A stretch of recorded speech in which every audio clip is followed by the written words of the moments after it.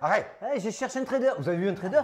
Je suis tout seul sur les plateformes, il reste plus Oh putain, on est mauvais. on est mauvais. Marion Cotillard dans Batman. Ouais, il faut nous solliciter si vous avez des Bonjour films à faire. vous. Bonjour à vous les amis. Alors mon ami Alex, côté technique, Bibi, Julien Juju. pour les fondamentaux. Voilà, bienvenue en enfer. Bienvenue en enfer. Mais on va vous donner le sourire au maximum de nos capacités. Oui, bien sûr. Et le tout, c'est passer un bon moment. Le tout aussi, c'est de peut-être activer la clochinote. Ouais. Vous êtes de plus en plus nombreux d'ailleurs, on vous en remercie. Mais n'oubliez pas d'activer la cloche et de mettre des likes, ça nous aide à être mieux référencés, que tout le monde puisse avoir et partager le contenu. Parce que, vous l'avez remarqué, depuis quelques semaines, on ne dit pas trop de bêtises, on est quand même plutôt dans le juste. Ça fait on plaisir. s'envoie des fleurs. Ah ouais, moi aussi, mais là j'ai joué, Non, mais écoute, je fais que des lots. Il faut dire la vérité. Bon, mais on attaque. Qu'est-ce qu'on va faire cette semaine? On va voir le récap. Toujours cette saga FTX, saga FTX qui passionne. Ouais, surtout la contagion qu'il y a derrière. Une analyse BTC ETH.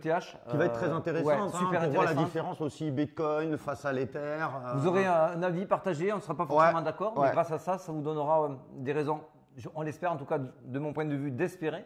Parce qu'on a encore peut-être 2-3 semaines de turbulence et je ne veux pas m'avancer, mais il y a une petite embellie qui arrive pour décembre. Allez, je lance pas trop le… D'accord. On verra. On finira par une météo. D'accord. Mais Une tout de météo. suite, On commence. Allez, on attaque. On démarre. Allez, on démarre. Bon, ben, sans surprise. Ah ouais, alors oui, bah c'est Bon, rouge. toujours Bon, on pareil, va du même sol, pas. du NIR, Voilà, on va pas forcément. D'ailleurs, le sol, il commence à être vraiment critique. Hein, on est à 11. Hein. Là, on est au sous-sol même. Là, on est au sous-sol. Le prochain support, il est très loin. Il est très loin. Ah, je la garde au montage.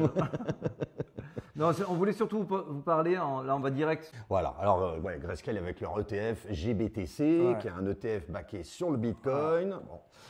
Alors pourquoi il y a un petit problème avec ça? Alors on n'est pas d'accord. Ah ouais, je suis pas on n'est pas d'accord. Moi je pense que ça peut avoir un très grave impact puisque c'est lié aussi à la société Genesis. Genesis qui ils souhaitent lever 1 milliard, sinon ça peut faire couler. En fait c'est un espèce d'imbriquement, de petites sociétés qui sont toutes imbriquées comme Genesis et surtout Digital Currency Group, pardon.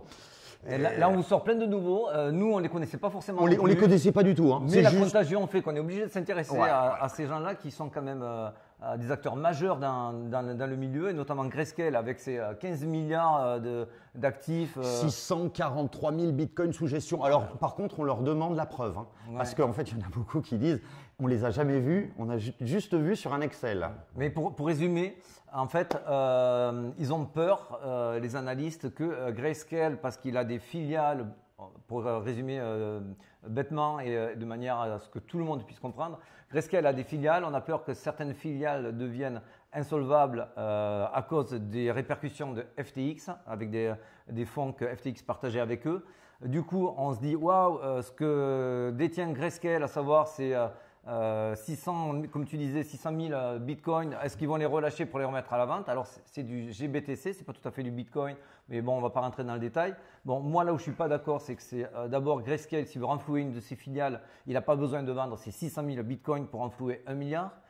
Et deuxièmement, si ça va se faire, bien sûr en OTC, ça ne va pas se faire sur le marché spot où c'est très bien qu'ils vont défoncer tout le monde. Donc on ne le verra pas sur le marché spot. Il n'y a pas quelqu'un qui va faire une vente market qui va faire chuter le prix en mangeant tout l'order book. Donc ça, j'y crois pas. Et c'est vrai qu'on peut aussi parler du fait que, là tu vas après en venir rapidement sur le côté FTX, on a l'impression qu'on veut nous mettre vraiment dans le désespoir. Ça y est, on y arrive.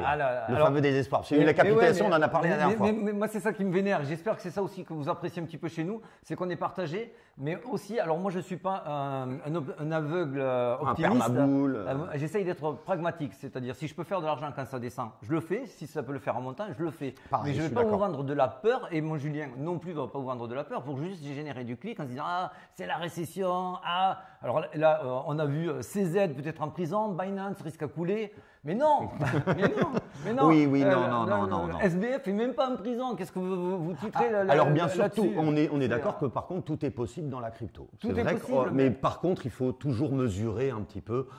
C'est dire en disant, bon, c'est vrai que pour que Binance coule, va falloir vraiment un cataclysme. On te fout la trouille en disant le SP500, il va dégringoler. Non, il tient très, très bien la barre et on vous fera un épisode dessus. Moi, je pense même qu'il va vous surprendre énormément Parce que ayez confiance dans les personnes qui ont les planches à billets, ils ne vont pas laisser filer l'inflation, ils ne vont pas se laisser déposséder et laisser passer l'économie dans une récession folle.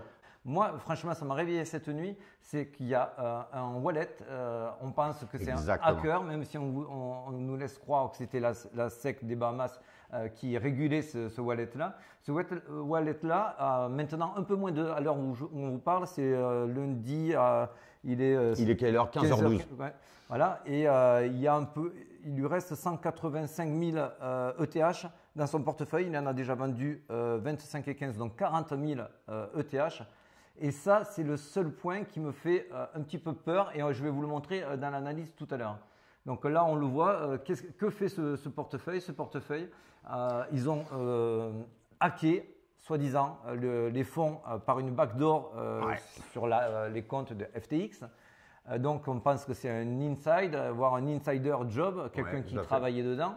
Peut-être même notre cher Sam, pardon. Et donc le résultat est qu'il se retrouve coincé, il s'est retrouvé coincé avec des grosses sommes qu'il a converties en Ether. Et ces Ethers, pour s'en dépatouiller, pour essayer de sortir un petit peu d'oseille avec ces Ethers, il ne peut pas les mettre en USDT ou en USDC, il se les ferait saisir automatiquement. Ouais, il ne peut pas aller sur les gros exchanges gelés aussi. Qu'est-ce qu'il a trouvé comme bonne idée, le petit pépère? RenBTC. RenBTC qui est un protocole qui est bien sûr sur la chaîne Ethereum. Et donc, il est en train de virer ses ETH contre des RenBTC, puis ensuite du BTC et probablement faire un mix à travers plusieurs blocs DeFi, Monero peut-être et d'autres, pour complètement disparaître. Noyer, voilà, c'est un petit peu ce qu'il essaie de faire. D'ailleurs, apparemment, la technique est très maligne. Voilà, donc ça, c'est un impact pour l'instant qui me met un petit peu plus en alerte et un petit peu moins à vous dire, attendez, c'est peut-être pas si grave. Parce que ça peut peut-être inverser les cours. C'est pour ça qu'on va basculer directement sur l'analyse. Ouais, je suis tout à fait d'accord. Et vous allez comprendre où je veux en venir directement. Sur l'analyse, rappelez-vous, la semaine dernière, j'ai touché à rien, comme ça vous ne pouvez pas me prendre pour un mytho, vous prenez les enregistrements, mais je vous avais tracé, ici c'était lundi, là vous voyez le curseur, c'était lundi, je vous ai tracé ça lundi en disant c'est ce que je pense qui va arriver. Ça c'était sans l'information du hacker qui avait ses ETH et qui voulait les péter contre du BTC. Donc ça ne l'invalide pas complètement, mais ça me met dans l'expectative. Donc je l'enlève parce que maintenant on a deux scénarios possibles. Une tendance qui peut faire ça, qui peut rebondir sur le support et le casser. Donc là, ça serait pas bullish, mais Bearish. oui, ça serait pas bullish. Ah non, c'est pas du tout. C'est un bohème, M-top. La bohème. J'espère qu'on va pas la chanter. Désolé, on essaye de. Mais bon, là, ça nous ferait un retour si je vous montre ici. En weekly, tout à l'heure on était en daily, en weekly, si on a un trou dans la value, ça va se situer là-dedans. Qui est entre 13 000, 12 000 et maintenant là où on est à 16 000. Donc ça va se jouer dans ce secteur-là. Je n'ai aucune. Moi je vais pas vous vendre de la peur en disant ça va casser en dessous des 12 000 parce qu'on alors voilà exactement. Ça je voulais. On vous le redit, grosso modo, pour péter le support long terme du Bitcoin. C'est over, hein, c'est fini. Si là, je sais que tout le monde attend 300, 400 euros, ils sont ultra solides. C'est un peu ce qu'on disait tout à l'heure avant l'émission. Est-ce que tu vois quelqu'un qui a acheté là à 5000, là les revendre direct en panique? Tout à fait. Et même moi, vu l'order book, donc le carnet d'ordre qui était très fourni dès qu'on approchait des 16-15 000, tout était racheté de manière très massive. Et en fait, on se rend compte que oui, mais jusqu'à une certaine limite, et cette limite, c'est encore ce fameux hacker avec ses 200 000 jetons d'Ether. C'est bien simple, je vous ai mis ici ces dernières frasques. Il en a déjà bien, ça livre 20, 25, donc ici, vous voyez, 50, on a déjà 25 000 qui sont partis hier matin et 15 000 qui sont partis tout à l'heure, il y a 4 heures de cela. Pour bien comprendre là où je veux en venir, donc hier matin, ça nous amène ici sur l'écran, allez, je vous le mets en bleu, sur l'écran de gauche, ça nous amène ici, et là vous voyez que quand il a mis en vente ces 25 000 Ether, l'Ether a totalement dévissé. Le Bitcoin, lui, s'est assez ressaisi, a essayé de rester stable. Et après, il y a eu une deuxième vague. Et il y a eu une deuxième vague qui a été revendue. Alors, celle-ci a été une suite un petit peu de panic sell. Les gens se sont dit, waouh, ça y est, lâche ces ETH, nous aussi. Il en a remis une couche là où je suis également. Donc, c'était ce matin à 10 h, comme vous pouvez le voir à l'écran. Et ça a été directement racheté sur le support des 1100. Très bien. Mais jusqu'à quand? Il en reste encore 185 000. C'est vrai, mais alors après, ce qui est intéressant, c'est qu'on voit que dimanche, il y a eu un impact beaucoup plus puissant. Normal, les market makers ne sont pas là. Et dès qu'on arrive là lundi, il a vendu aussi beaucoup et on voit que ça tient. C'est-à-dire qu'il y a quand même des acteurs qui rachètent. Hein, c'est pas nous, mais voilà, c'est des. On voit des acteurs qui rachètent. Donc là, notez-vous cette adresse. Vous l'avez ici. On vous la mettra peut-être en. Demandez-nous là si vous la voulez un message. En fait, moi je ne pourrais pas vous donner des informations à court terme, à savoir journée, semaine, tant que je ne vois pas ce bag de 185 000 partir. Tant qu'il n'est pas parti, on ne sait pas l'impact. En tout cas, moi je ne sais pas l'impact réel qu'il peut avoir sur le cours du Bitcoin.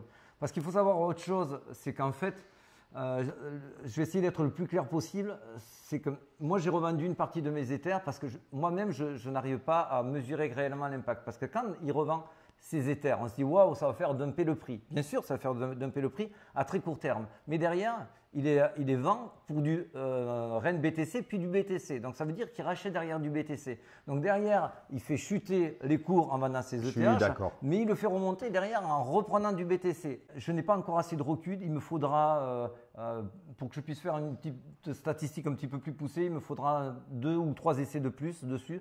Là, à première vue, j'ai l'impression que à chaque fois qu'il remet un bag, ça impacte un petit peu moins. Mais le deuxième bag n'avait pas la même taille que le premier bag. On est à 25 000, 15 000. Tant qu'on n'a pas vu ce bag s'épuiser ou au moins comprendre quel impact ça va avoir réellement sur les marchés, tant qu'on n'a pas cela, on ne peut pas se prononcer de manière ni optimiste ni pessimiste. Moi, c'est vrai que je suis un peu plus bear. Bon, voilà, dans le sens où je pense là où tu as le trou dans la value, ça ne m'étonnerait pas qu'on y aille.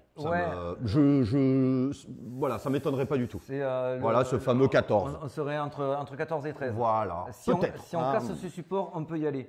Mais on n'est pas à l'abri non plus avec toutes les liquidités qui nous attendent ici, qui a une cassure vers le bas. On crie au panic sell. Et ça rachète massif. Et ça rachète massif. Et on voit 3-4 000 qui remontent. Moi je ne serais pas surpris de ce scénario-là. Une spike, on y reste quelques jours en bas pour bien faire peur en mode désespoir. Moi j'ai mis des ordres pour info sur Bitcoin vers les 13 500. Une pique et bam, ça remonte. Pourquoi moi je pense quand même qu'on va avoir une remontée comme ceci, qu'il ne va pas y avoir une coulée aux enfers comme tout le monde vous le vend, catastrophe, récession, arrêtez. C'est bon, après, quand on était à 60 000, c'était on va aller à 250 000. Sachez qu'on est aussi idiot dans un sens quand on est bullish que quand on est bearish. On ne le dit pas assez souvent, parce que souvent on se dit quand c'est bull, c'est génial, etc. Alors que là, c'est terrible. Alors qu'en fin de compte, c'est la même chose. C'est la même chose. Et moi, les raisons que j'avais d'espérer, qui sont les mêmes que je vous ai remis malgré ce que j'ai appris par rapport à ces ETH, c'est que si on est dans la zone de désespoir ou pas loin, ça veut dire que forcément, dans quelques jours, quelques semaines, mais plutôt quelques semaines, on irait sur un retour de croissance. Ce retour de croissance, moi, je le crois depuis un moment. Pourquoi? Alors là, pour moi, c'est déjà un argument massif. Soyez bien avertis sur ce graphique-là. Les données sont importantes. Là, c'est les fundings. Les fundings, ça veut dire qu'est-ce que ça coûte aux personnes quand elles lancent un long ou un short. Quand les fundings sont négatifs, c'est-à-dire les barres rouges que vous voyez en dessous, ça veut dire que quand vous lancez un long, il ne vous coûte pas, il vous rapporte et c'est payé par ce que les shorts vont coûter. Donc, vous lancez un short, ça vous coûte quand les fundings sont négatifs. Et quand vous lancez un long, il vous rapporte. Donc aujourd'hui, toutes les personnes qui sont sur des positions short, ça leur coûte. Donc c'est pour ça que vous n'allez pas voir du rouge pendant des très longues dates parce que c'est très cher à entretenir à terme. Et que très vite, ça devient rentable de lancer des longues quand vous êtes payé pour le faire. J'espère que les choses sont bien claires parce que c'est vraiment important. Donc Donc on le voit sur toutes les phases où les fundings ont été négatifs. Vous avez le Bitcoin qui est la ligne noire en bas, boum, rallye, voire bull run. En gros, on voit la petite mèche rouge, on voit quasiment un pic bas, quoi. Exactement, exactement. On peut parler de bottom. Voilà. Là, on voit ici, les fundings sont négatifs, bam, on repart sur un rallye. Et ici, ça fait longtemps qu'on n'a pas vu les fundings aussi négatifs sur plusieurs semaines. Donc, c'est quand même un indice qui a sa valeur. Un autre indice qui est là pour vous faire dire « Attendez, paniquez pas, on va peut-être nous mettre encore la tête sous l'eau 1, 2, 3 semaines, on va peut-être vous amener à 14, 13 000, voire 12 000 sur un pic, mais ça va être passager, ça va être une fenêtre. » Pourquoi? Là, on l'a encore, c'est Pantera qui nous a publié ça, c'est les halvings, les rallyes qui sont effectués autour des halvings. Les halvings, si vous ne savez pas ce que c'est, on vous fera un petit tuto dessus. Grosso modo, c'est des périodes clés où les mineurs se partagent les gains et ces gains sont revus et divisés par 2 à chaque halving. C'est pour ça que halving. C'est divisé par 2. Donc à chaque fois qu'ils récupèrent cela, il y a des bull runs qui sont enclenchés derrière. C'est mathématique. Est-ce que ça va se reproduire à chaque fois? Ça, on ne le saura jamais, mais par contre, ce qu'on voit, c'est que ça réduit de plus en plus le pourcentage. Ça, c'est classique. Voilà, mais ce n'était pas pour le pourcentage, moi, que je leur montre. C'est pour vous situer où c'est que nous sommes aujourd'hui. Tu as vu, je t'ai bien coupé la parole, là. Oui, je le vois, je l'ai noté. Il va me la rendre, ne vous inquiétez pas. Non, c'est qu'en fait, là où vous avez mon curseur, c'est là où nous sommes actuellement. Donc, comme on le voit historiquement, quand nous sommes ici, on n'est vraiment pas loin du bull run. Ce positionnement, il n'est pas du tout anodin. Comment il a été calculé? C'est toujours entre 1 an et 1 an et demi avant le halving. Là, on y est pile. On est pile entre 1 an et 1 an et demi. Donc, si on n'est pas sur le bottom, on n'y est pas loin pour entraîner ensuite, pour partir sur un rallye, si ce n'est un bull run, mais au moins un rallye. Alors, certains vont dire oui, mais bon, ça marchait une fois, ça marchait 2 fois. Ils peuvent nous faire croire que ça va marcher une 3e fois. Et que ça va être un piège. Soit, mais si c'est un piège, ils ne vont pas vous le tendre dès le départ, le piège. Ils vont vous le tendre soit autour du halving, soit après le halving, ils vont vous faire un piège. Autre point, donc ça… tu nous as fait un peu de mathématiques, je le vois. Nous sommes ici, donc novembre 2022. Ce tableau représente l'inflation aux États-Unis. J'ai oublié de vous marquer que c'est aux États-Unis, mais bon, il n'y a que ça qui nous intéresse. C'est eux qui sont le leader. Qui lead le marché. Et le CPI, on l'attend. Le forecast du CPI est attendu à 7,6. Je vous l'ai marqué ici, le 7,6. Moi, je pense qu'on va être en dessous. Je vais vous la faire courte. C'est une histoire de lisser le N-1 et le N pour avoir le N+1.